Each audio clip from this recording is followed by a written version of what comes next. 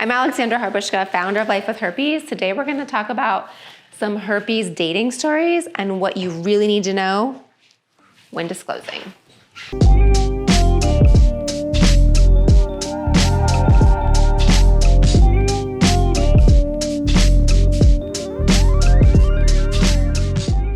All right, let's talk about dating when we're diagnosed with herpes. And this is one of the biggest things is we are paralyzed, we are fearful, we think that we are no longer deserving. And we just put, the whole thing about dating with herpes is awful, right? I know I stayed with the guy that I got herpes from way too long. I stayed with him for 2 years just because I was so scared to date. So, okay, let's talk about it. What do we need to know now that we are diagnosed with herpes? All right, there's a lot of different ways to disclose. You can disclose via text message, you can disclose via phone, you can disclose via in person. Personally, I like to say disclose in person. I feel like that's something to lay a foundation in a relationship. Difficult conversations, in my opinion, should be had in conversation. However, I've talked to many people that are like, nope, I just feel more comfortable doing it via text. Reasons being that I do have it also in writing that I can show that, hey, like, no, we had this conversation. In case you guys I'm laughing, there's construction on my house right now and they just started drilling. Of course they did. Anyways, welcome to my Life with Herpes. All right, so a couple of things when we're talking about that, disclosure is extremely important. Definitely when not to disclose, when you're having sex, like that's a bad time.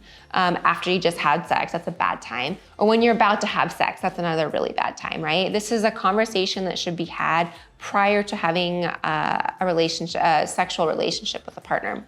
The next thing that I want us to really be aware of is, what are your intentions with this person? Is it a casual relationship? Is it something you want a more long-term relationship? Definitely be aware of that and be aware of how you want to set that up. Definitely if it's something more casual, the conversation's probably gonna go way more casual, right? If it's something that you want a longer-term relationship with, there's gonna be more conversations about sexual health, about what we're going to use to protect. Regardless, the conversations on how to protect your partner is going to be your number one thing, right? How are we going to protect you from getting herpes?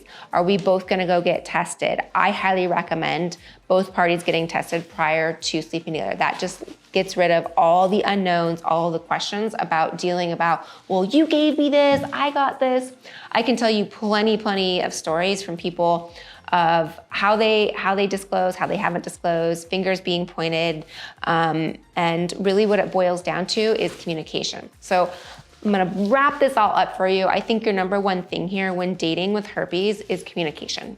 That is gonna be your best bet with a partner. What are we doing? How are we gonna prevent it? Are we with other people, not with other people? And how are we gonna move forward together? All right, I have an entire toolkit where I break this down. I have 14 different videos on disclosing to past partners, future partners, current partners, how to disclose, when not to disclose, a lot of great information there. I do have it linked for you. You can download it. Like I said, there's 14 different videos. It's very knowledgeable and it will get us out of this like, what do I do next? All right, comment, let me know your dating stories. I would love to hear them. I would love to respond to them and keep us all posted. I do have everything here for you. I will see you soon in the next video and have a great day.